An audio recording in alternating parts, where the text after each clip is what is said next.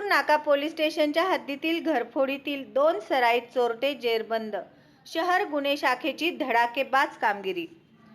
Vijapur road Patil नगर भागात 21 November रोजी मध्यरात्री फिर्यादी सतीश शिवप्पा सोलापुरे यांचे तळमजल्याच्या बंद घराचे कडी कोयंडा व कुलूप तोडून घरातील कपाटात ठेवलेले सुमारे 4,87,800 रुपये 3 सोन्याचे दागिने चोरून नेल्याबाबत फिर्यादीवरून विजापूर पोलीस स्टेशन गुन्हा दाखल केले.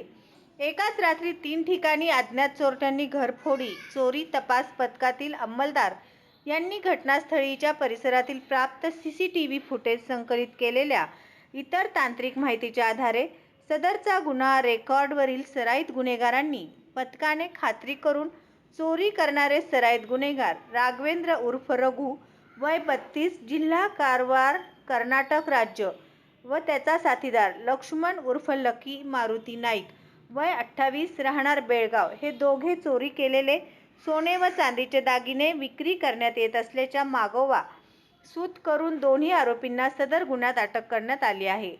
अशा प्रकारे शहर गुन्हे शाखेकडील सहाय्यक पोलीस निरीक्षक शैलेश खेडकर व त्यांच्या तपास पथकाने नमूद गुन्ह्यातील 13.3 तोळे सोन्याचे दागिने व 1 किलो 804 ग्रॅम चांदीचे दागिने व वस्तू 20,180,000 रुपये किमतीचा मुद्देमाल हस्तगत करून विजापूर नाका पोलीस स्टेशन हद्दीत घडलेला गंभीर स्वरूपाचा घरफोडीचा गुन्हा अत्यंत कमी वेळात कौशल्याने व अविरत परिश्रमाने उघडकीस आणला आहे.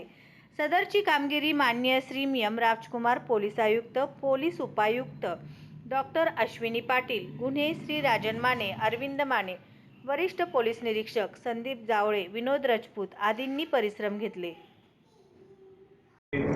घरफोडी झालं होतं ते एका परिसरामध्ये 3 घरात चोरी झालं होतं. त्यात फिर्यादी श्री सतीश सोलापुरे यांच्या घरात कपाटात ठेवलेलं सुमारे 4,87,000 किमतीच्या सोन्याचे दागिने आणि इतर वस्तू चोरून गेलं होतं. त्यावर विजापूर नाका पोलीस स्टेशनमध्ये गुन्हे दाखल करून तपास सुरू होता. पोलीस स्टेशनच्या आणि क्राईम ब्रांचच्याही पथक शोध घेत होतं. त्याच परिसरामध्ये आणखी 2 घरं आहेत. श्री श्रावण कुमार आणि श्रीमती पूजा जाधव यांच्याही घरात चोरी झालं होतं. आणि